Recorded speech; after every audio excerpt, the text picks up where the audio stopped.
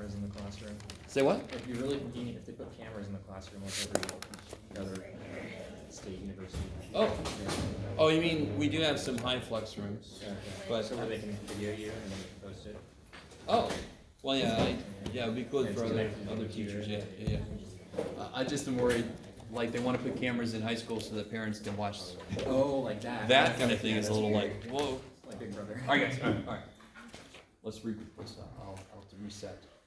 Are there any questions from homework you guys are trying? Yes. Okay. There's one thing I want to say about the Ronscan, because we had just barely introduced that last time. But yeah, what do you got? I just wanted to see, or just like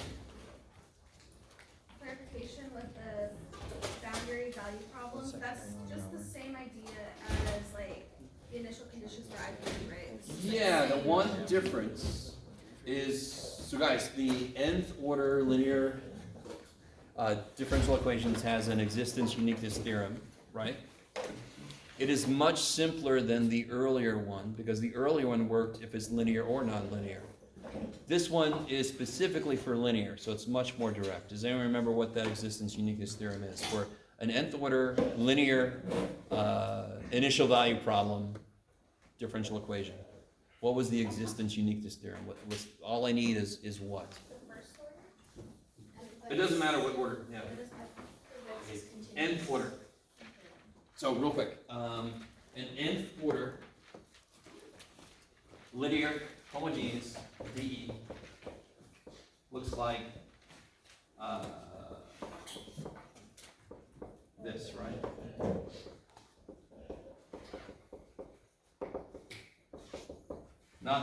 Did I say not homogeneous, just general. You with me? So this is linear because all the y terms are not being squared. Right, so it's linear and y. I love it. What must be true for this? It's got a couple. It's got several initial conditions, right?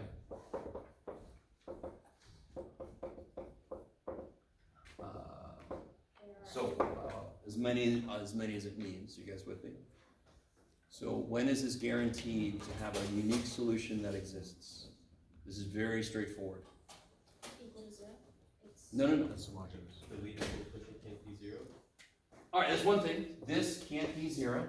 And it has to be continuous. And this is more specifically for any x in the interval that you're going to define, right?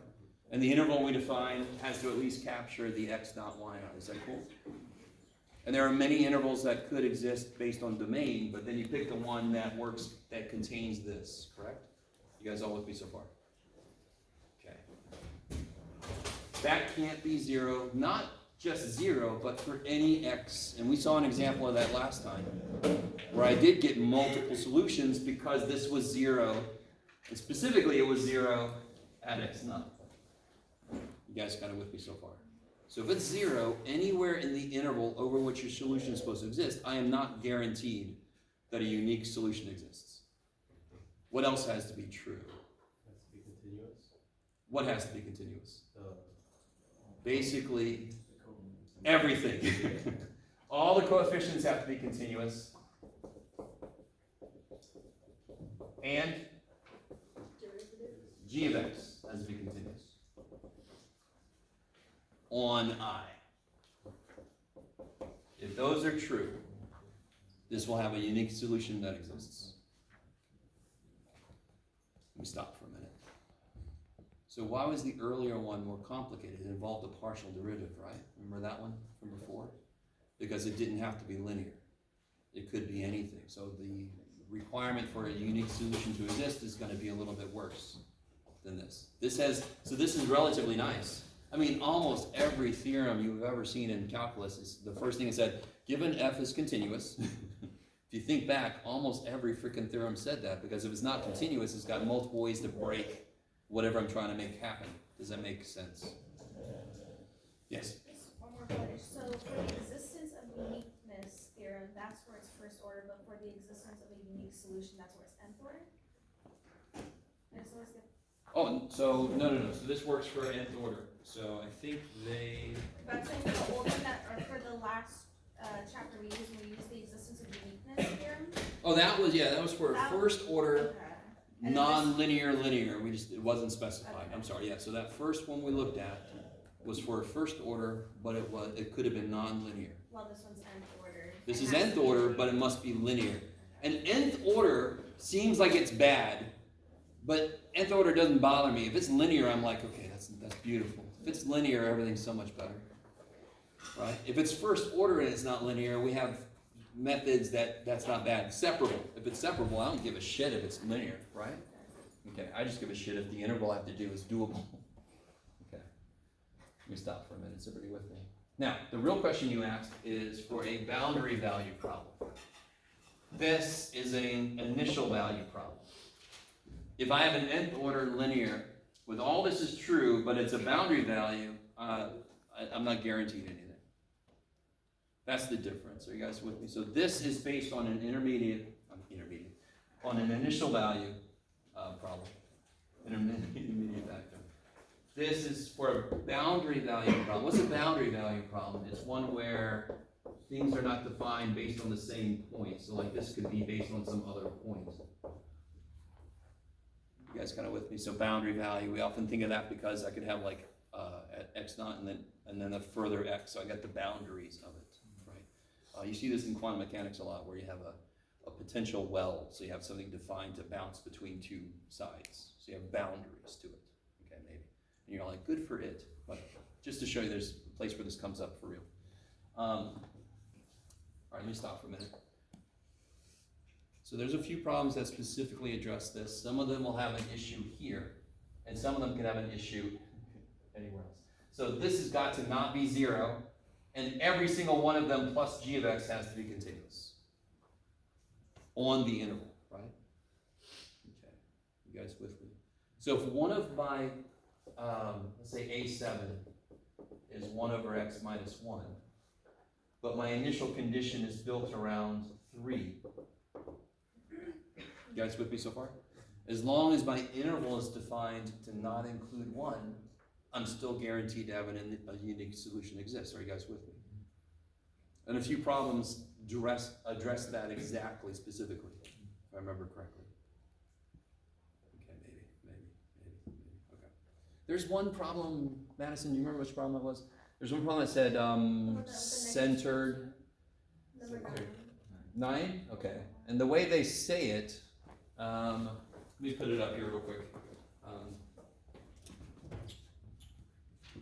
401, right? Yeah. Number 9. Technology.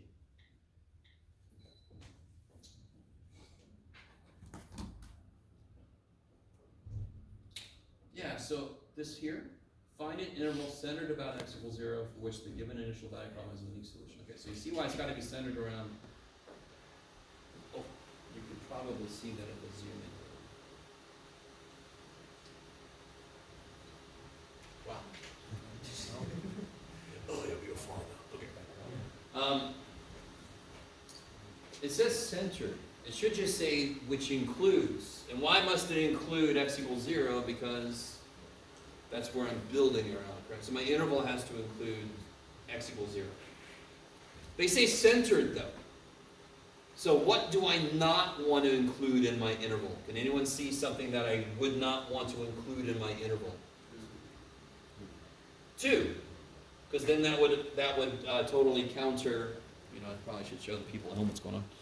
That would totally counter what must happen to be guaranteed something here, right? So I can't let this first thing ever equal 0. So if I define my interval to go up to 2, yes? Not include 2, I'm golden. Because all of this continuity and can't be 0 is true for the interval of solution, the interval I'm going to define for my solution. So as long as I define an interval that does not include the problem points, I'm golden. The problem I have is it says centered. So if I want an interval that's centered at 0, what should this side be? -2. Technically, if you go from negative infinity to 2, yes? Because there's no issues anywhere there. I think this is what the problem, the solutions say. But based on what they said, that's the freaking solution, right? Not a big deal, just to point that out. You guys all with me? This is why at the beginning of the class I made a little bit of a big deal about the interval of solution, because it addresses issues like this. You can define the interval on which your solution exists based on avoiding problem spots, right? You guys got it with me? Now, if this was based on 2, you could still solve this, possibly, everybody with me? But what am I not guaranteed? If this was 2 and 2, I'm not guaranteed that a unique solution, I'm not guaranteed that a solution exists, and if one does, I'm not guaranteed that it's unique. What does it mean for a solution to not be unique? So y equals x. That is a unique solution. What would I do to that to make it not unique? Like make it where what everybody else knows. C1 makes it independent. All I have to do is make y equals c1x. So I don't have a unique solution anymore, correct? I have many, many solutions, yes? You guys kind of with me? So it's really, the word unique implies one, not multiple. Not something involving a constant. Are you guys at all with me? Okay. One thing I wanted to do is, let me see. I want to look at something from earlier. Any specific questions, call them out while I look up an example of something.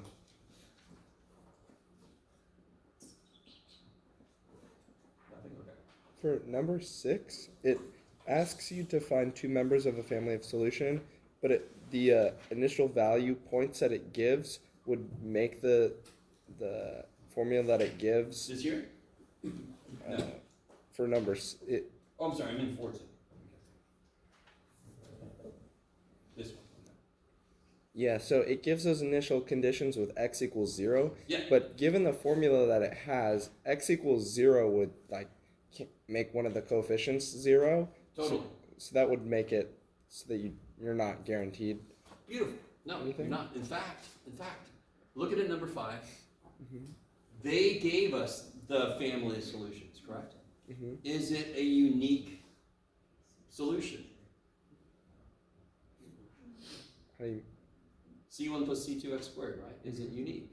No. No. Okay. So this one you have to apply that. So your issue with number 6, you're concerned about this being built around 0? Yeah, because when I plug it in, I only get one of the coefficients, and then the other, like plugging in for y prime of 0, I just get 0 equals 0, and it doesn't give me. Yeah, anything. totally. Yeah.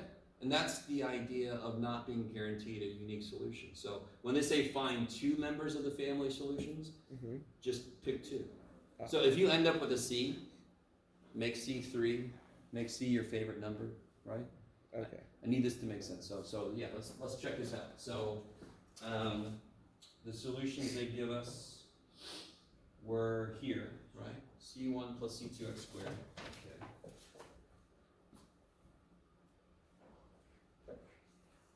And they tell us here y of 0 equals 0, y prime of 0 equals 0, right? Yes. Okay. So yeah, if I try to do this, let me write this over. Y equals C1 plus C2. What's y prime? 2c2x. Yeah, 2C2x. So if I make y of 0, why am I writing that way? Y of 0 equals 0. This would be C1 equals 0, Mm-hmm. right? If I try to make y prime of 0 equals 0, I'll get 2C2x equals 0. Whoop, 2C0 equals 0. So I get 0 equals 0, no information. This is an example of the problem. This is an example of why that part's there to be guaranteed a unique solution. So when they say, they're kind of giving the game away. If I could determine C1 and C2, there would only be one solution. In the problem, they said find 2. So I already know there's going to be an issue. Does that make sense? Yeah. So C1's got to be 0, correct? What does C2 have to be? Could be Any. So then you just pick a couple numbers, right? Okay. So that one, there's an infinite number of possibilities. So I want to see somebody tell me y equals pi x squared, y equals ex squared, y equals square root of 11x squared. I mean, any constant you want to use is going to work. Y equals sine of the natural log of 12. Right? That's a number. You guys kind of with me?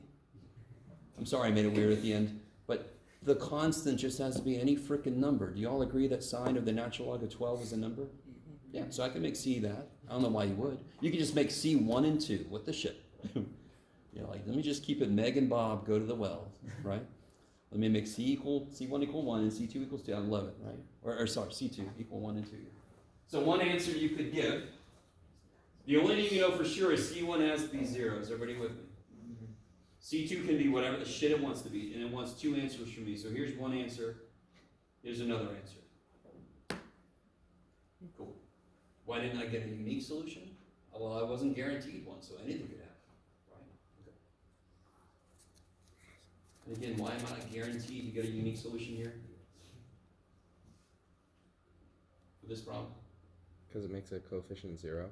Because I can't make an interval around this that does not include 0 because the point is 0. So it is definitely that first coefficient is 0 at least once on the interval because every interval has to contain 0. Is this cool?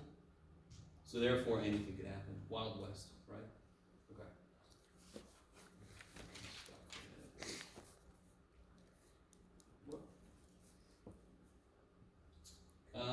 Okay. Anything else from homework stuff? Is homework going really well? Is that what that means? Okay. I'm an optimistic fool, so I'm going to say yes. Okay, so before I get back into the reduction of order business, I do want to say one thing about the Wronskian. So we talked about last time, we kind of reviewed determinants. For some of you guys, you might not have worked with determinants before much. If you just took linear, you're like, holy shit, I have worked with determinants. What was the Wronskian defined to be? The determinant of the two things and its derivatives. Yeah. So if you have a few possibilities, y1, y2, y3. If you have a few possibilities, let's just say there's 3. If you y1, y2, y3, y1 prime, y2 prime, y3 prime, y1 double prime, y2 double prime, y3 double prime. If that is not equal to 0 for some x in the interval, then I know they're linearly independent. So I think there's at least one example that did this. Let me show you an example. So let me give us one that we know works, just to show you what you can do. So we did this one last time, but the idea is the Wronskian just has to not be 0 for something. It can't be equivalent to 0, which means instead of throwing the entire function in, you can throw the function evaluated at a point in. The thing I was trying to tell somebody who asked me about this, and we didn't get this far anyway, the reason I don't teach that like that in the first place is you could pick a few points that it comes out to be 0 and not realize you were just picking the points that made it 0. Maybe there's another one that didn't make it 0. Are you guys kind of with me? If you do the Wronskian and the answer is always 0, what does that mean? They're dependent. If you pick numbers and you get nothing but 0, you might be falsely convincing yourself, oh yeah, they're dependent because I keep getting 0, when you should have just picked something else. So here, if I choose, so if I set this up, this is a silly example because these are easy, but so this would be cosine x, negative sine x. You can let x equal whatever. In this case, it's not going to be any trouble. So if I let x equal to, what do you want to let x equal to? Something nice. Pi. So if I let x equal pi, sine of pi, sine of pi, 0. I'm like, you guys pick pi and nobody's done it. Cosine of pi, negative 1. Cosine of pi, sine of pi. Okay. So what's the determinant in this thing? 1. 0 minus 1 is negative 1. Wait, isn't it? Oh, I'm done. You're fine. Multiple negatives always find a way to kill you. So yes, I need you to, so the Wronskian is a tool to tell if the possible functions I found so far are independent. Why is this important? If I have an nth order, linear, homogeneous differential equation, how many answers should there be? How many functional answers should there be? N.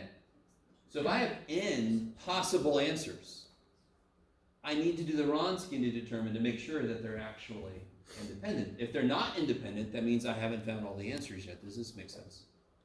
You guys with me? If I have if I only have two, there's a shortcut. What's the only way that any two functions could be dependent? Yeah, exactly. So if I give you one function, the only way it could be dependent on another function is if one is the constant multiple of the other one.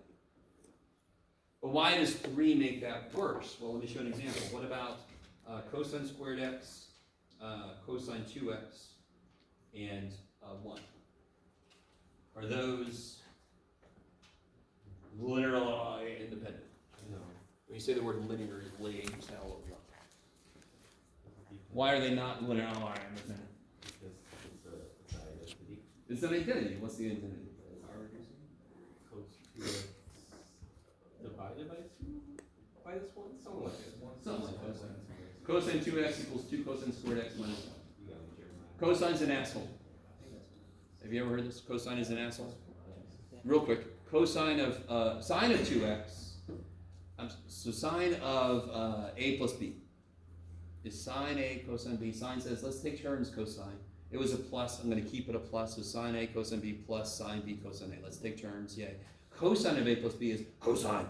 First, cosine a, cosine b. It was a plus, I'm going to make it a minus. So I have a theory about cosine, it is an asshole. Right? So here, cosine 2x, it makes sure its part is positive. 2 cosine squared x minus 1. Cosine 2x is 1 minus twice sine squared x. It makes the sign negative. Okay. All that's beside the point. So when I have 3 or more functions, it's not as easy as is one of linear a constant multiple of another one. It matters if can you make one from a combination of the other two. Are you guys kind of with me? And of course, as you add more and more functions, that gets remarkably horrible to try to check directly. The Wronskian is a tool we use to more quickly determine if they're independent. And the nice thing is, the Wronskian's kind of gross when I have to put a bunch of functions and the derivatives in. So what I just told you is, you could pick a number to evaluate them at, and fill those numbers into the Wronskian, and then just do the determinant of that. Are you guys kind of with me? So if I wanted to do this one, the Wronskian would look like cosine squared, cosine 2x, 1. What would this one be?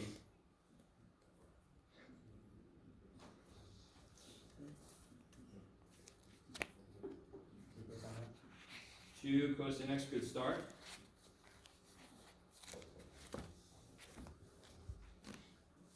Chain rule. Negative sine x, I like this, so just put a negative up front. Cosine 2x would be negative 2 sine 2x, and 1, of course, you gotta love 1, right? And then, of course, you gotta do this or do this. So once you do those, you could just pick a value for x. You have to be careful. If it comes out to be 0, that doesn't prove shit. You need to find it doesn't equal 0, right?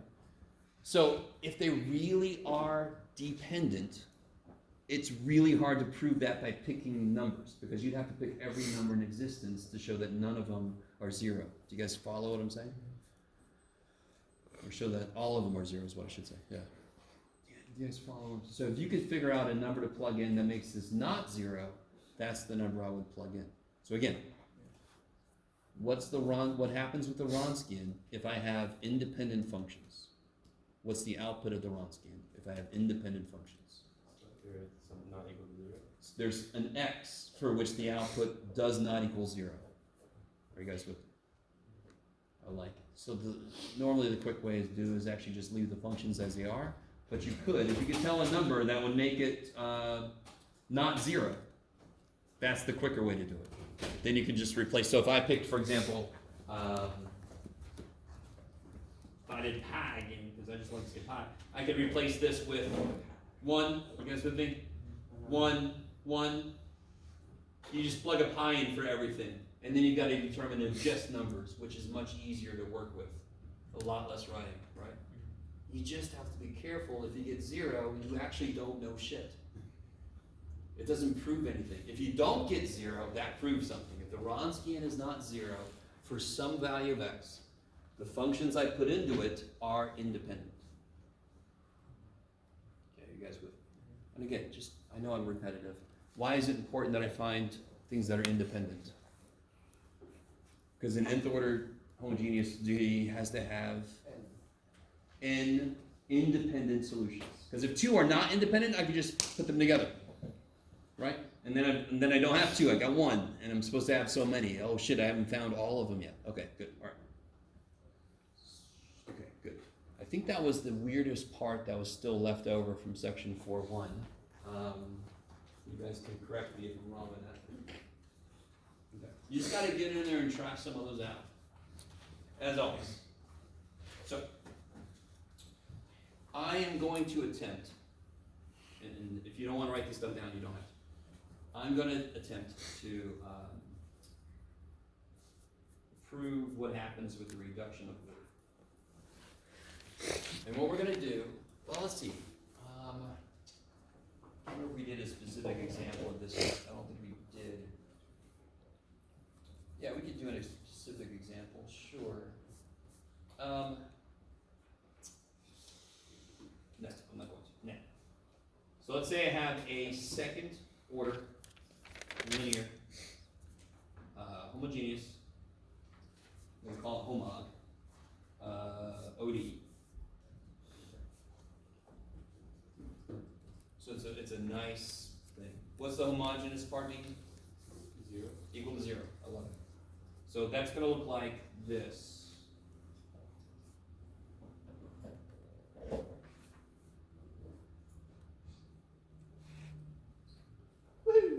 So I'm going to do something that we're kind of used to doing for a lot of the processes we use in chapter 2.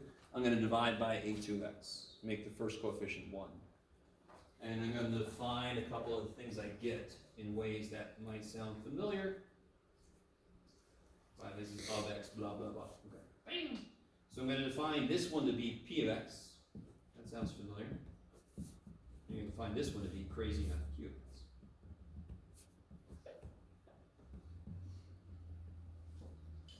By the way, again, you don't have to write all this if you don't want to. This is the derivation of the process we're going to use. The whole idea of reduction of order is if I already know one answer, and this feels weird. Why would I know one answer and not another one?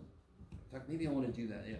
Let me do a little side note motivation as to why the shit would I know one answer but not another one, Jeff? Why would I even care about this stupid thing? It seems like if I get one answer, I should be able to get all of them. Yes?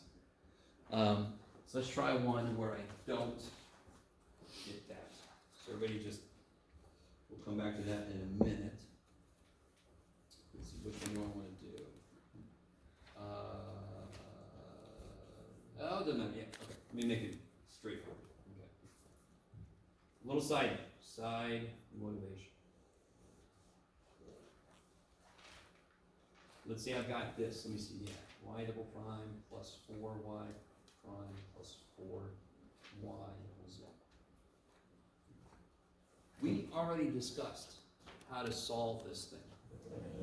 We already discussed the idea behind it. And the beautiful thing is the idea behind solving this sucker is going to actually kind of run across a lot of the things we're going to do.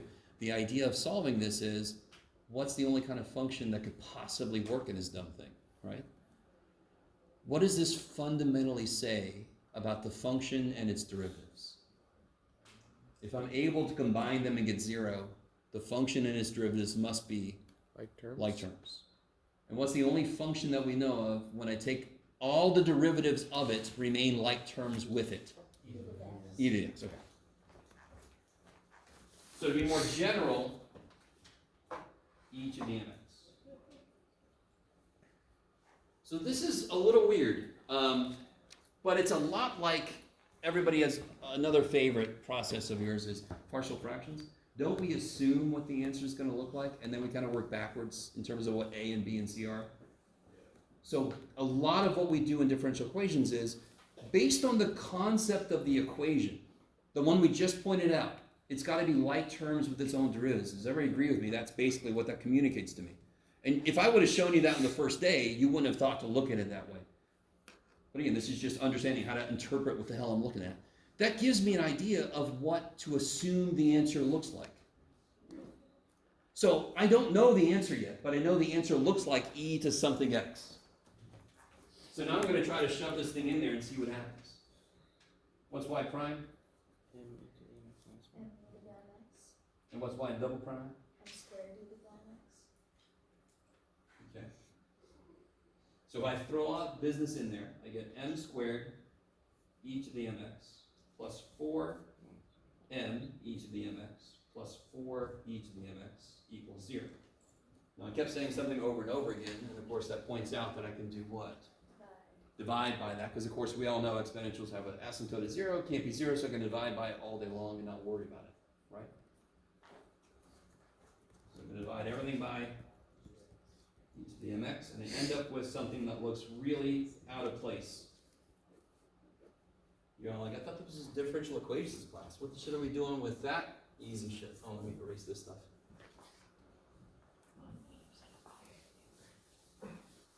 So what's the answers to that? And I say that on purpose that way. I can factor this like this, right? So what are the answers? -2. Of course, that shows up twice. So the fact that I get a repeated root, that desperately sucks. What was the order of the problem? So how many answers, how many linearly independent answers am I supposed to get? Frickin' 2. Shit. So what answer do I know? I know one answer. What answer do I know? E to the negative 2x. Y equals e to the negative 2x. I know that is an answer. In fact, I could be more specific, not specific, less specific.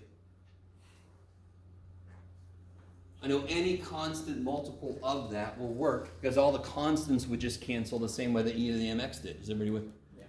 Okay, cool. I know I'm not done. Now I know I'm not done because we talked about, and again, just to make it a little more, some of you guys have taken linear, you're a little more used to n-dimensional space. So it does really, the fact that I have an nth order DE, linear homogeneous DE, it must have n solutions because they are just like basis vectors.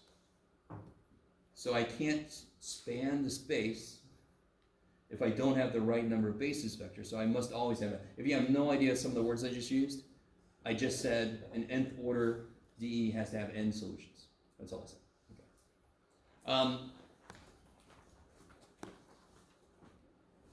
Okay. Now does it make more sense about why I might want to develop a process where if I know one answer and I have no way to get the other answer, I want to develop a way to get the damn other answer. Because I know there's supposed to be two answers. Okay. So coming back to this, now that we have a little motivation as to why this matters. Okay. This is going to suck a little bit. Because we're going to do this purely notationally, symbolically. I'm going to assume, in fact, I know, what do I know about the other answer? Let's call that y1. What do I know must be true about the other answer?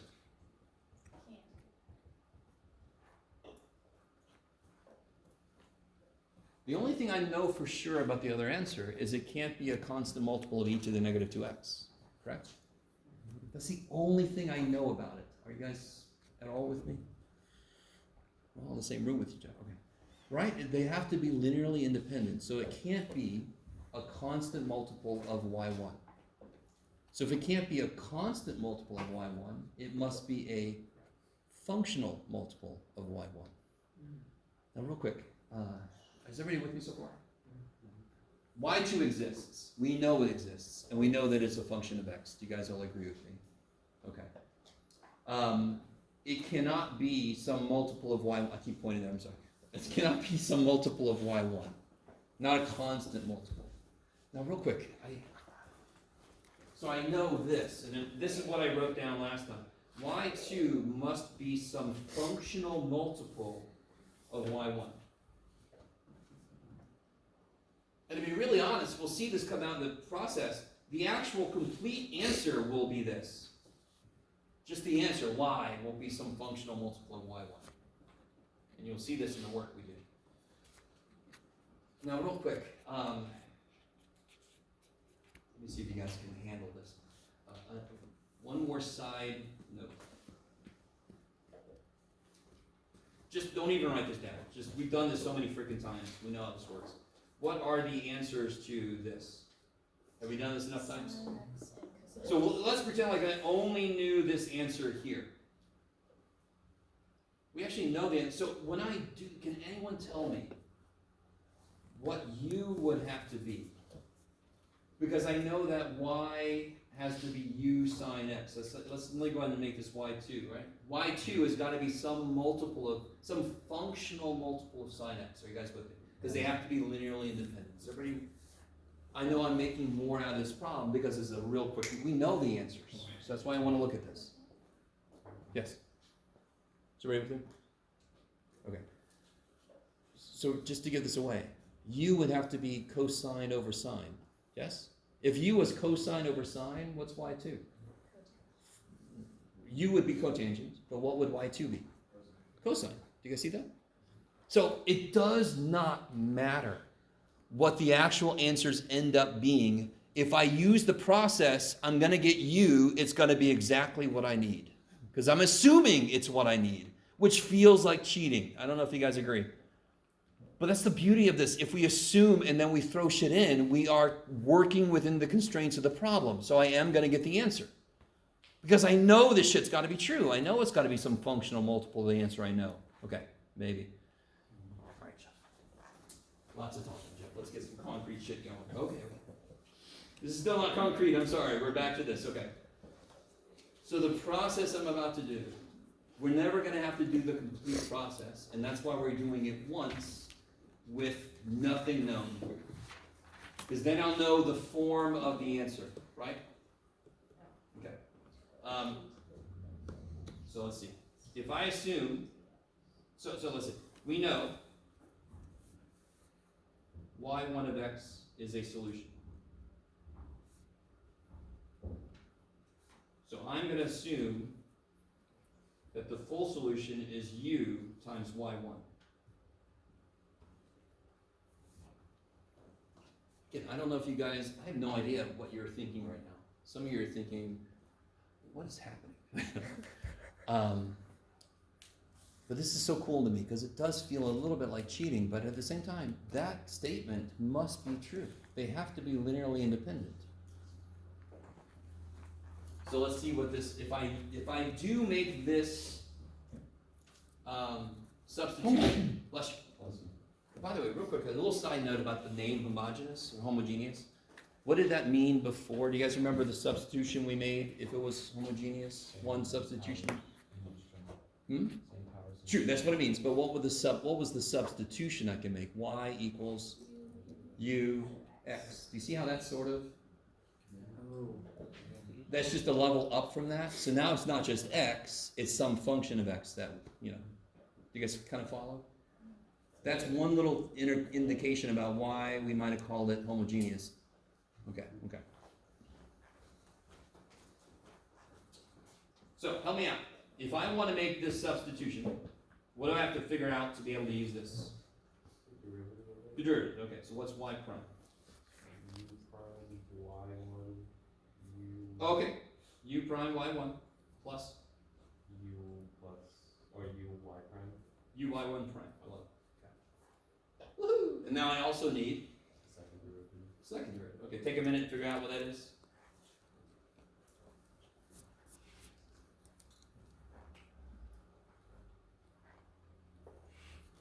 My God, it's already 10:15. The shit. I think this class should meet one day a week. So I have enough time to like introduce an idea and then do some concrete examples. It's crazy. Maybe a lower time. Yeah. All right, so let me catch up to you guys. I'm gonna put this in possibly a slightly different order than you have, because I had these turned around, but uy1 double prime plus 2y1u prime plus y1u double prime. So each of these would be a product rule. This is just because one of those pieces were like terms with the other piece, right? You guys all with me? Okay.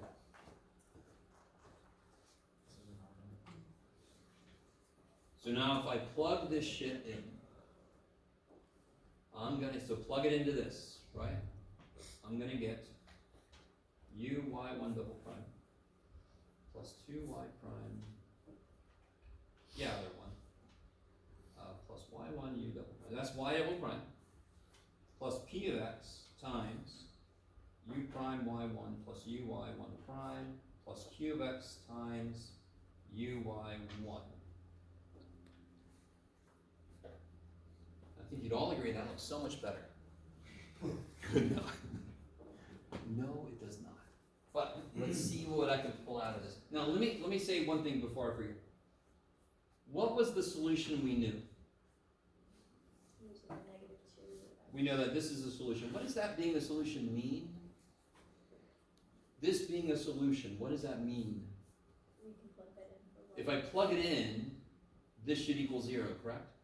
So since I know that's a solution, I know that y1 double prime plus py prime plus qy, I know that's 0, correct? What? y1? Okay, there. That solves the DE, correct? So when I plug it in, I do get 0, yes? Now some of you guys might realize what I'm about to do with what we just got. Can you see each of these in here somewhere? Yes. So if I collect, for example, this one, let's see, where am I looking? So I want y1 double prime. I want py, so right here, let me rewrite this out. Okay, hold on, here we go. uy1 double prime plus 2y prime u prime plus y1 u double prime plus u prime yp plus uy prime 1 1 p plus q uy1 equals 0. Oh my god, okay. So I got this piece. This piece here, yes? It's got the p and the y prime. And then I want a qy1 right there. So if I just take those and take a u out of each of those, let me see if you guys are cool with this. That'd be y1 double prime. If I take a u out of each of those and put them all over here together, I get this insane shit right there. And then of course I'm left with all this business here. Kind of collect this a little bit. Yeah, okay. I'll just leave this the way it is, that's fine.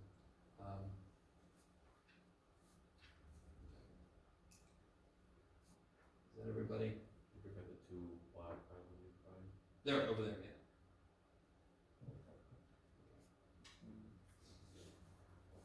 What was this again? That's 0.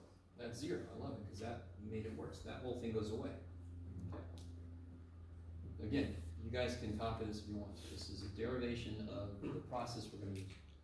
What's really important is that you follow each step. So we rewrite this on the next page by itself. Oops, next blank page. So we have y1 u double prime plus u prime y1 p plus 2y1 prime u prime equals 0.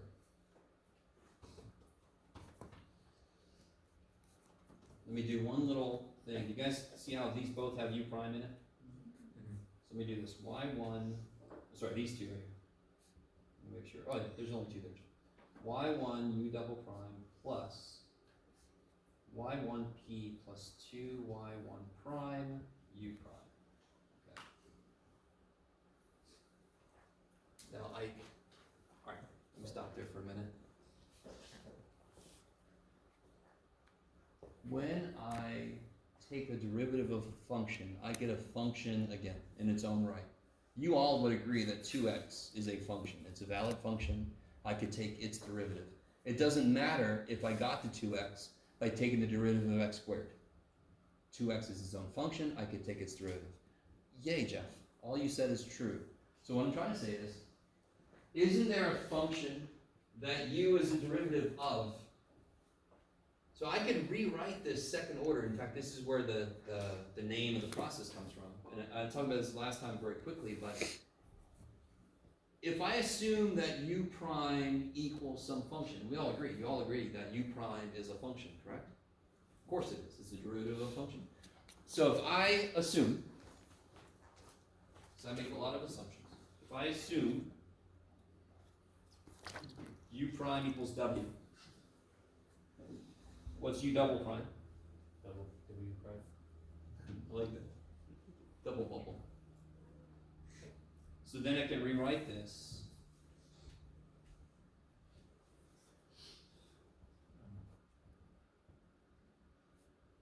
So that is a what order? Differential equation. First order. Cool. In first order differential equations, we learned all about how to do this in chapter 2, right? I like it. So can somebody tell me what form this is in? Linear.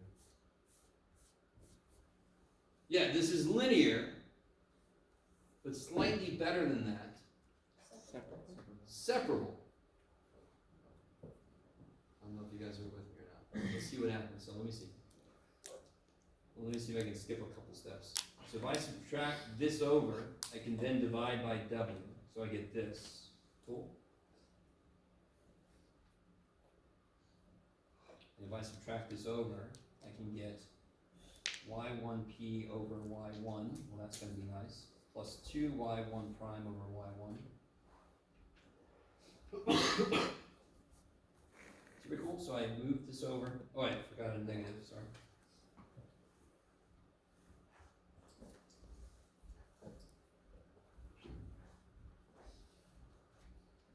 Alright, I'm not going to spend a ton of time. Well, I've already spent a ton of time on this. So I get dw over w, so bringing back in the d stuff, equals negative 2 y1 prime over y1 plus p, I'm sorry, minus p dx.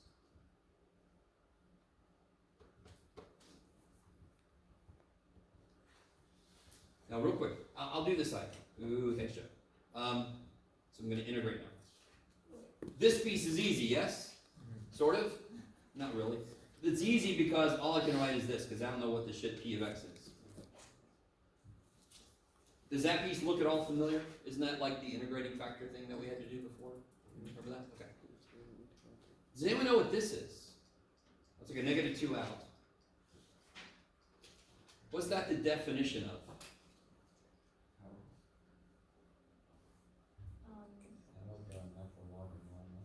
Yeah, exactly. So this is just natural log of y1.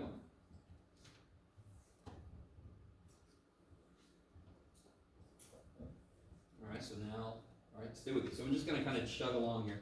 Natural log of w plus 2 natural log of y1 equals negative integral p dx.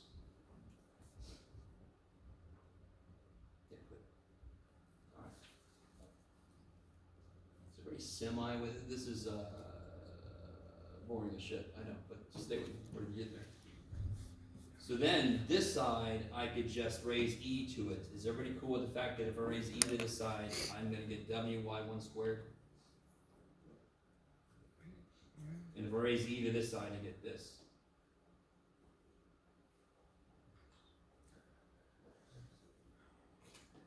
So then I get w equals e to the negative integral p dx over y1 squared.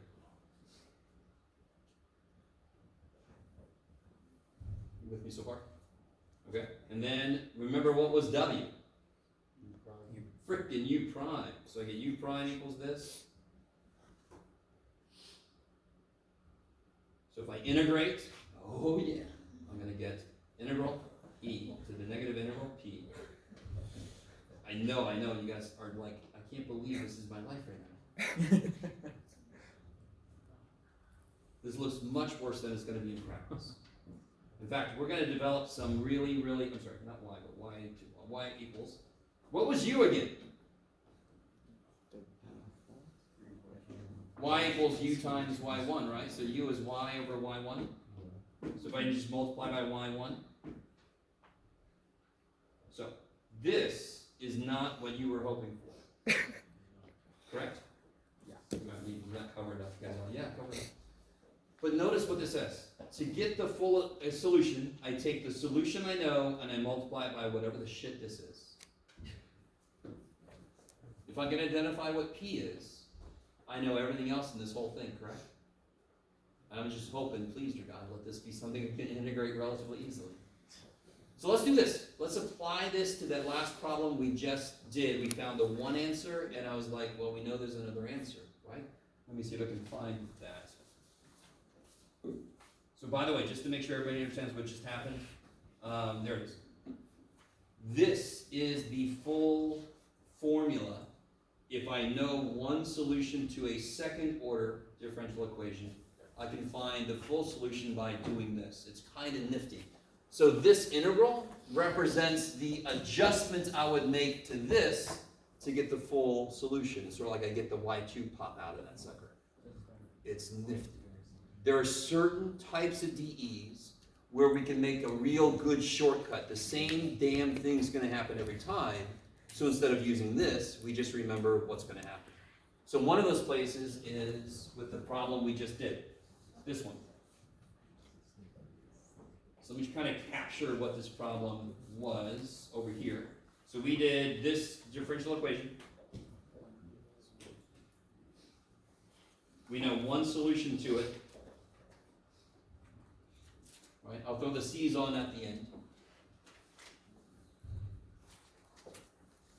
So then to get the full solution, real quick, before I get too far, how do I identify what P of X is? The really nice thing is exactly the P of X that we're used to. Can anyone identify what the P of X is in this problem? 4. Because this first coefficient is 1 now, yes? Okay, let me stop for a minute. So be really careful. I see sometimes people forget the first coefficient has to be 1 before you can do like the integrating factor and all that kind of stuff, right? Don't just take the number the thing that's there, you gotta make sure that it's in the right form. So now if we want to apply what we just got, y equals y, let me just write out the full blown craziness. Alright, let's throw in here what we know. We know e to the negative 2x. This will be e to the negative integral 40x over what goes down here.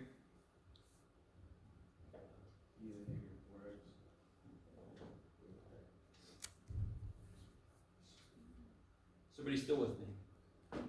So identifying what P is hasn't changed. It's always the coefficient, the functional coefficient of the one lower order term.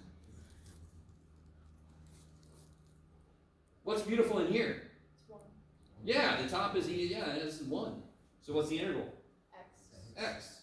So you get the second solution is x e to the negative 2x. Yeah, if I did it the other way, that's right. If you do it a certain way with all the C's in there, you'll actually get, oh, I see what I forgot. I'm not going to worry about it. Oh, if I would have put a plus C, then I would have picked up the other solution. But if you do it this way, you just get the second solution. So we know the first solution is this. We know the second solution is this. And what do you think is could you hazard a guess as to the generalization we can make? If we have, let me be very specific. This is going to be section 4.3, by the way, so we're getting a nice preview of 4.3. If I have, can anyone identify, tell me anything about this DE? Anything? Homogeneous. It's homogeneous.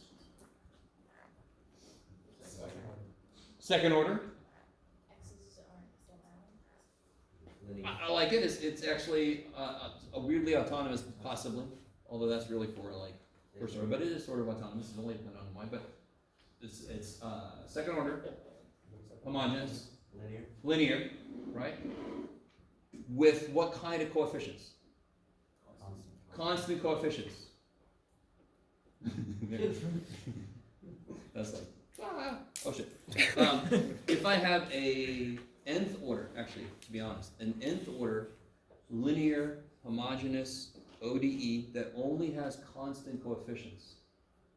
Do you understand that that's always going to have this e to the power answer? Because that still says all of the derivatives of the function have to be like terms with each other. I could add on a y to the third, y to the fourth, and I would still assume the answer was y equals e to the mx. You with me? What's our generalization we might feel comfortable making? If one answer is e to the ax, what do you think the second answer is going to be? Freaking x e to the ax, and thankfully that's true. And we could prove it by doing a few more problems, but that's what we're going to use this reduction of order for. We're going to do like one example, and then we're going to generalize it. So we're not always doing reduction of order, but it's built on reduction of order. Does this make sense? In fact, most of the theorems we do a couple things, and then we build other more immediately practical things off of those. Yeah. So even with this, would we add that like semi-cosine? Would we have a C1 and a C2? Yes, totally. So to fully answer this, which I haven't put down here yet, what's the full solution to this DE? C1 e to the negative 2x plus C2 x e to the negative 2x. I love it. Yes?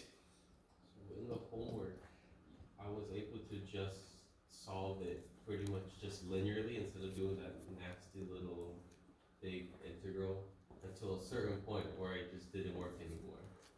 At least unless I did. Was that for like the general, or were you doing it for a specific problem? Well, You know what I mean? Like, were you plugging actual functions in, or were you plugging p and stuff? actually, Actual fun- okay, Yeah. okay. and I was just wondering, like, should I always just use the general case, or should I just, if it's easier, to use the Reduction of order will work, so we just figured out a general solution to that specific kind of DE. Right. We are still gonna have to apply, I'm sorry. We're still gonna have to apply reduction of order for other types of DEs, because we still don't know if there's a generalization we can make. Do you see what I'm saying? So reduction of order will work no matter what kind of DE you're working with, if you know one solution to it. That's gotta be one good. That's one good. So if I have a linear nth order ODE, and I know one solution, I can start to build the other ones off of that.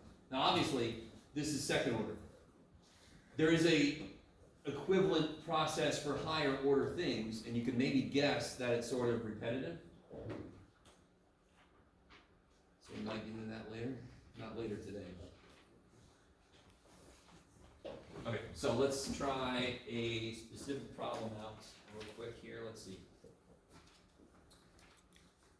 Oh, let's do this.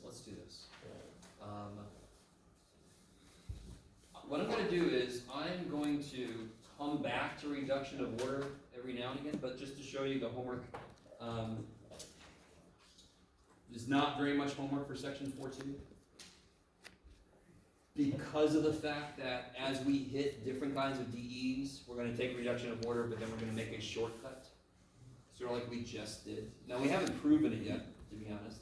It was a relatively confident guess. So we still sort of have to prove it.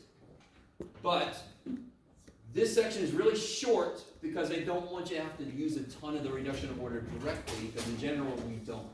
We use it to construct shortcuts, to construct general processes, like throwing an X on to one answer if we only know one answer. You guys semi with me? A little bit.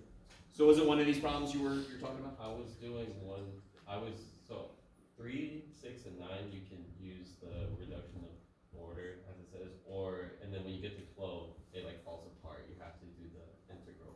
At least that's what I think. What do you mean you have to do the integral? So, I don't have to explain it. But, so the process you just used, that's the way they want you to do 12. But the other Sure. way is, I just solved it just completely linearly. So instead of taking that big integral, I just got into the form. Oh, sure, there might be shortcuts for some of these, you're right. Yeah, Okay, I'm with you. yeah. But as long as, you might notice there's shortcuts to problems, but they're definitely gonna throw some problems in line number 12 where you can't shortcut it. Mm-hmm. Yeah. Okay. So again, you gotta get in there and try them out, right? How many did I assign for this section? Hopefully hopefully it's not too many. 21. I assigned 21 problems? Oh no, it's No, it's 3 still to 21. That's better. Sounds more like, alright. Okay, so the last thing I wanna do is to make some of what we just talked about more official. Last thing for today, before you guys get too excited. Why am I so mean to myself? Here we go. Cover my notes up. Okay. Lost them all now, shoot. So this next section is all about these homogeneous linear equations with constant coefficients. So for example, yeah, I don't know where I just went. It's too bad for you, John. If I have, let's see, where I'm gonna find it in there. I'll just give you an example real quick. If I have this, let's say 4y double prime minus 5y prime minus 6y equals 0. Let's get a little more formal with what's happening. So we already know what the solution is going to look like. Yes? Can somebody tell me how many answers am I going to get? How many parts? 2. And what are they both going to look like? E to the something x. Yeah. So can you guys just kind of set this up? What are you going to assume the answer is? Now be really careful. I want you to understand the specific example I gave earlier was one where it ended up having repeated roots. But that's why we had to do a reduction of order, because if it's repeated roots, I only get the one answer. Right? Yes. You get 2. Yeah, this one is going to be nice. I'm not going to get repeated roots. It's really just do you remember that factorship question? So go ahead, see where that leads to. Does anyone realize you don't have to do the full substitution? Because what's always going to happen? The y double prime is going to have m to the... Alright, maybe we're not there yet. Isn't the y double prime always going to have m squared? If there was a y triple prime, it would be m... Holy shit, right? Because they keep bringing an m down. Doesn't this always cancel? So there is something called the associated homogeneous DE, or not DE, but equation. Because we're going to take a DE and we're going to translate it into just a straight up equation that we have to solve. And of course, what that's going to become is just 4m squared minus 5m plus 6. You can always, if I have a linear nth order homogeneous DE, I can always just take it with constant coefficients.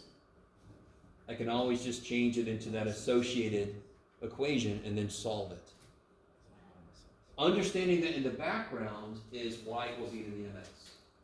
So whatever answers I get will be the coefficients of the powers of the exponential. Those will be the answers. So how do I factor that thing?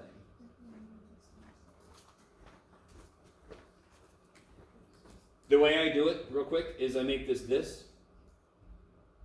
which is factorable like this. Jeff, you can do it. Right? Now that's not the right answer, correct? That's not the right answer, correct? It's -6 or +6? It's mine. Should be -6, yeah. I'm silly.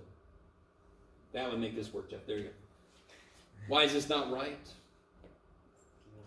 Because I took a factor of 4 back. So if I just take a factor of 4 back to the front again,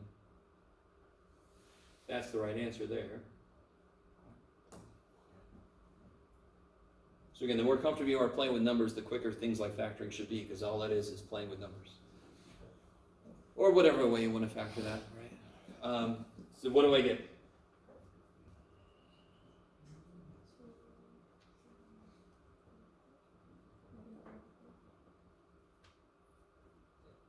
Right, subtract 3, divide by 4. So then what's the full general solution?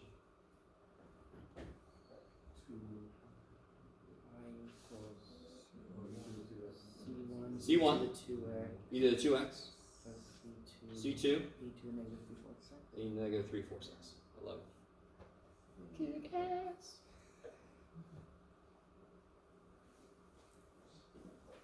Now, I want to point out something. So that is the solution. If I plug anything in where I let C1 and C2 be any number, it's going to make this differential equation become 0, correct? So what we're going to step into is, what do I do when it's not homogeneous? And I talked about this before. If I find, so if I had this problem, 4y double prime minus 5y prime minus 6y equals 2x plus 3. Right? That's automatically worse. Yes? Yeah. But let's see if you guys remember what we were talking about before. Are you looking in the right place? Yes. If I find all the answers that answer the DE if it was equal to 0, those would all make it equal to 0, and they would get out of the way of the answer that makes it equal to x plus 3. So there is a solution. There is a particular function that we call yp for particular that makes this have 2x plus 3 as an answer. And then there are two pieces, C1 something, C2 something, that makes this become, what do they call it in the book? I can't remember what they call it in the book. That makes it become 0. So if I plug this plus this into the equation, I will get this. Is everybody with me? Because this part will be 0. It won't screw over this part, which will make it come out to be 2x plus 3. That's such a beautiful idea. That's that idea of superposition of functions. So anything that makes the answer 0 will not interfere with the part that's trying to make 2x plus 3 work. Does that make sense? Can you repeat that? Anything that makes the DE become 0 will not mess with this guy that makes it become 2x plus 3. So let me write it like this. Remember this? If I write L, which is the collection of all this shit, of yc plus yp. That's L of yc plus L of yp. What is L of yc? What does that do? Makes it 0, yes? Those are the answers from the homogeneous. Plus, what does that do? By definition, what did I say this did? It's 2x plus 3. It makes the answer become 2x plus 3. This is what I mean by anything that makes the DE become 0 does not interfere. It gets out of the way of, it doesn't change the part that wants to make it become whatever the shit's over there. That's why all the work we're doing with homogeneous DEs, and some of you guys, I don't know if you're sitting there going, well, most of the shit I saw in chapter 2, they weren't homogeneous, dude, so what the hell? Why are we wasting our time studying homogeneous when normally they're equal to something else? Because a part of the answer will be solved in the homogeneous thing. And I think I misspoke earlier because I was thinking about this. Always bad with freaking terminology because I don't care. I care about ideas. If I set this equal to 0, I believe that is what's called the associated homogeneous. Because this is the non-homogeneous DE. This would be the associated, and it's silly to have a word for that. It really is. Just make the damn thing 0 and then solve it, and then solve for this. Now, didn't we just solve for YC? We know YC, don't we? And I can't remember the book. I don't think they call it YC, but I don't remember what they call it. YC is what I'm calling the thing that makes it 0. How does anyone have an idea about how I could figure out what YP is? YP is supposed to be the function that I would throw into the equation that would make it come out to be 2x plus 3. 2x plus 1. Hmm? Actually, that would be 2x plus 1. I don't know the logic behind it. 2x plus 1? Right, because when you take a derivative of that, you get 2. See the first method? Yeah, so take the derivative of that, you get 2. Yeah. Just bring that to the surface. Is that not how it works? Doesn't play equal 2x plus 3, I'm sorry. I thought if you take the yp, you have to take the derivatives of it to the second order one. Alright, so real quick. Alright. So, if I wanted to solve this to get the particular solution, what kind of function does y have to be so this could even be an answer that I would get? Obviously, it's not sine of x, right? What kind of function would it have to be? Some kind of polynomial, yes. In fact, can you figure out, is there a maximum degree that I could have. Because isn't y going to have to be, let's see, how do I want to say this? This is a little bit further than I want to go for today, but still. Couldn't you tease out a form of what the solution must look like? It must be some kind of polynomial. The next thing you have to think about is there's, hopefully there's some maximal order to this thing, so I don't end up with a billion ax to the 10th plus bx to the 9th. Holy shit. Are you guys all with me? Okay. So the point I was trying to make here is, if I'm solving any non-homogeneous DE, the first step is going to be solve the associated homogeneous one. Because that's going to be part of the answer. In fact, this is what I wanted to do earlier. I think I could find this really quickly. Let me see if I can find this. Can you find an example quick, Jeff? I don't know. Yeah, in the first thing, they had a bunch of verified shit, right? Yes. So maybe. No, this is too specific. Here we go. Beautiful. Look at this thing. Look at this right there. Okay, this is exactly what I wanted. And you're all like, explain to us what the shit you're talking about. What order is this? How many answers should it have? For the homogeneous one, right? So there's an associated homogeneous DE for this. You guys agree? And then this is the thing that needs to be the specific. The particular thing has to be 8x cubed. You're with me? So if I solve the thing equals 0, we could do that. And that would be this piece. You guys with me? And then this is the particular thing that makes this come out. You guys with me? Let me try this again. If I set this equal to 0 and I solved it, I would get this piece. That would be what I'm calling YC. That's the thing that would make it equal 0. 2x squared minus 1. Isn't that a particular solution?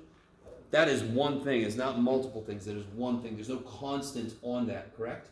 You guys kind of with me. So if this problem would have been equal to 0, the solution would have just been this piece.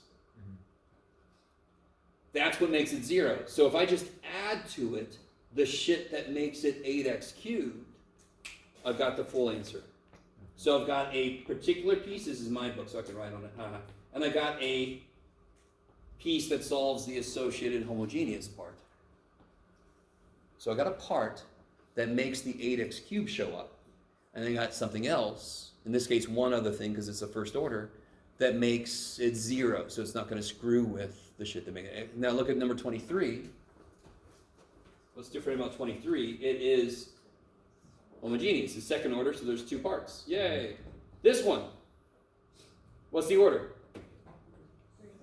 Third order. Non-homogeneous, correct? So how many C terms should it have? 3. And then a particular one that makes this work. Are you guys seeing that? Yeah. So this is one thing I love about DE is you did these problems. They were solved for you already, so you were just verifying. But now I can go back and say, oh shit, this is exactly what we're talking about right now. So how do I solve this? I make it equal 0. I get these solutions here. And then I get the answer that specifically makes it this. Okay. So, we actually did an example problem like this. I don't know if you guys remember.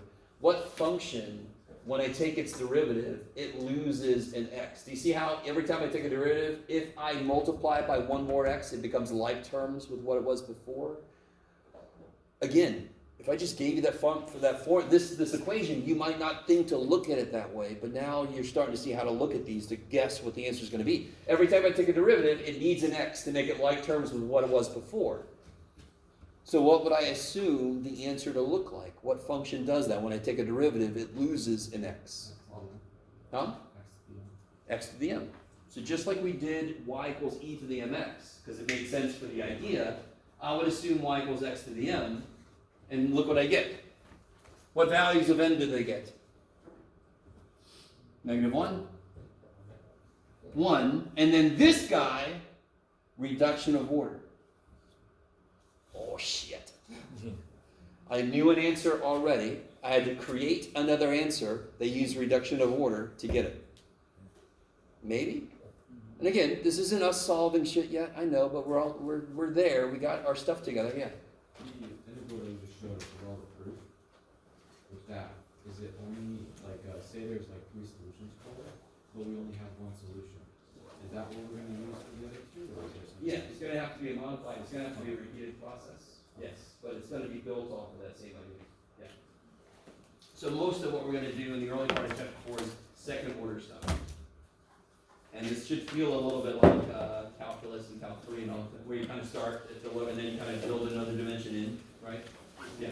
So we'll have an equation for the nth order, or will we have different equations? We'll have a process that you can apply for increasing orders. Yes. All right, guys, this is plenty. Sorry, you got the line. There you go back. It might be, I just wasn't. Oh, okay. Do you remember which one that was? Just from my example? Oh, this guy, yeah.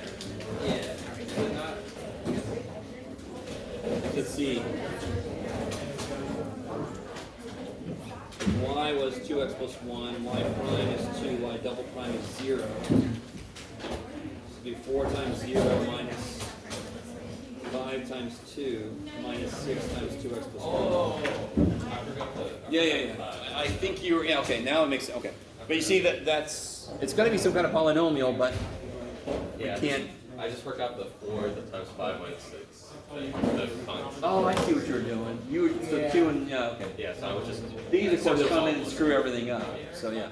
Alright, thanks. Sure. Two things. Yeah. First, I wanted to let you know in advance